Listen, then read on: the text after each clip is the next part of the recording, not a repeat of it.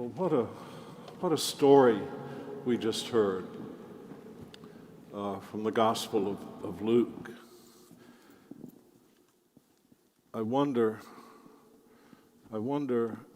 how the New York Times would have reported the birth of Jesus. It'd be an interesting story to read. But the Gospel writers are not newspaper writers. The stories they tell convey facts, yes, this happened, that happened, but there's another layer to them. The gospel writer is making a point or several points. They're simply not reporters, and we can't read the Bible like a newspaper article. So let's see if we can think a little bit about what the story conveys rather than just assessing the facts of it. We know the facts of it. And a messenger, an angelos in Greek, comes to Mary and announces that she is going to have a child. Mary is young, unmarried, so this must have come as a surprise to her. Her cousin Elizabeth, who's been childless for years and years and years, and as I understand it, never had a child, suddenly finds herself pregnant, and it comes as such a surprise that her husband Zechariah is struck dumb for 9 months. So there's one theme in this account. And then Mary, the theme of surprise. Then Mary goes to visit Elizabeth, her cousin Elizabeth. It's a very southern story. Cousin Elizabeth, cousin Mary. And they have a joyful reunion, but one that is freighted with meaning. So there's the second theme, reunion. And in the midst of that reunion, Mary resorts to a song, an old song, sung originally by Hannah. I'm sure Elizabeth joined in as well. It was a song that was sung for generations and generations and still is being sung today, as we just heard. It is a song of confidence. So they're the themes I want to look at with you this morning. Surprise, reunion, confidence. Well, first, reunion. Beyond the meeting of Mary and Elizabeth, there are other messages. The child in Elizabeth's womb leaps for joy. The child that Mary is carrying is of divine origin. The gospel writer's saying, look, there's something here in these two women pregnant in surprising ways, in different ways, but there's something here. Look at it. And the here is the reunion of God and humanity. It's not just about two women meeting.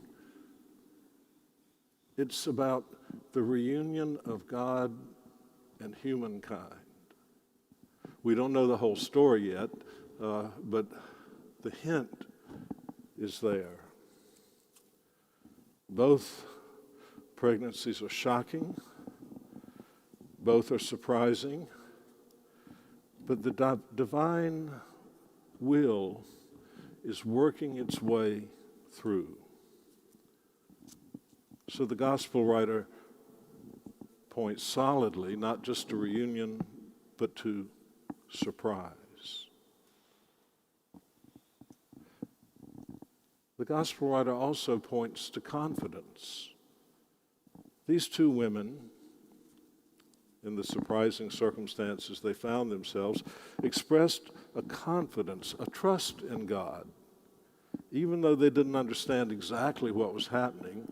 And here I am, unmarried, a virgin, pregnant. Here you are, elderly, never had a child and pregnant. Shocking news. And yet what they express is not amazement, well, a little bit. What they express is confidence.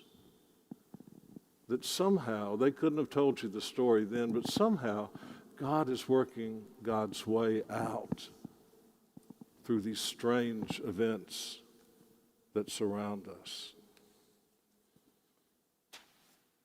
So they sing a song announcing their confidence in God's purposes in their life, expressing their trust in God's ways, mysterious and not understandable as they are. Well, all of this points ultimately to the birth of Jesus, to the announcement of the reunion of God and humankind after a long, long separation. Well, Christmas is the season of Santa Claus, as we all know. The cultural celebration depicts Santa Claus as the bringer of gifts and the bringer of joy, happiness, and frivolity. But Santa Claus brings other things too. You better be good. You better watch out. Don't be bad. Santa's about, right? How the song goes. Santa brings a list of who's been naughty and who's been nice. We confuse God with Santa Claus. We all think that God keeps a list with your name on it, my name too. Let's see, Dan's been naughty. Oh, he's been nice a couple of times, but naughty more times. So when we finally get to the pearly gates, God says, I'm looking at my list. And son, you just don't make it. Huh? We all carry that around in our head, in our spirits, much to our detriment. We confuse God with Santa Claus. God's not in the business of keeping records of naughty and nice and then to reject us at the pearly gates. One of my theories about the cathedral is that people, on some level, and not everybody perhaps, on some level approach this place with terror because they see it as the place of judgment, where God comes and judges us. The Christmas story stands in stark contrast. This is not a place of judgment. It's a place of reunion. It's a meeting place between God and his beloved children. In the birth of Jesus, God announces a divine surprise. And the surprise is that the naughty and nice list has been torn up and thrown away. Divinity and humanity have been reunited in the appearance of Jesus on the stage of history after a long, long separation. When God looks at you and me, it's not through the eyes of Santa Claus. God sees you and me, all of us, through the eyes of Jesus, God's beloved Son. You and I are just as beloved as Jesus. So God sees us through the eyes of love and redemption. Jesus' birth announces a God who is not a God of judgment, wrath, and damnation, but a God who sees us as friends and as beloved. The divine surprise of Jesus' birth, as the hymn puts it, God and sinners reconciled, joy to the world. The reunion of God and humanity is announced at the birth of Jesus, but not accomplished yet. That comes later. The accomplishment of that reunion comes as Jesus hangs on the cross, dying, suffering at the hands of willful sinners, which we all are. But the completion of the announcement of God and humanity being reconciled and reunited comes when the one who has been injured the most, God, forgives the most to us. I don't know how else to say it. It's a mystery. It's a reversal of what we understand. Usually, when we've been injured, we forgive, or we say, "Oh, that's all right, don't worry about it," or we nurse the wound. But God announces, God who has been hurt the most, signified by Jesus dying on the cross, announces that the one who has the most to forgive, the one who has been hurt the most, is also the one who forgives the most. A complete reversal of how we understand things. The message of Christmas is about reunion and surprise. The outcome is that we can have confidence in God, like Mary and Elizabeth, and that God's only purpose is to our good by forgiving us, seeing us through the eyes of Jesus, and loving us. That's what we're celebrating here today.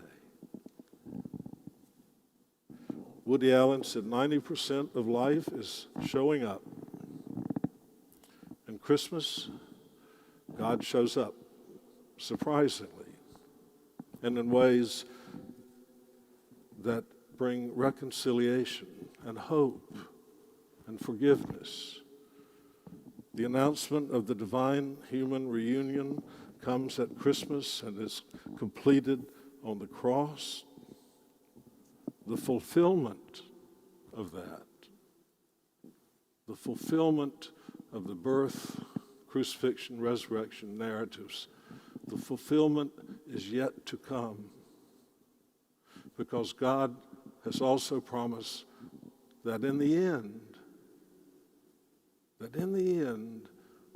everything is going to be redeemed, restored, forgiven, and recreated. We celebrate the story of the announcement.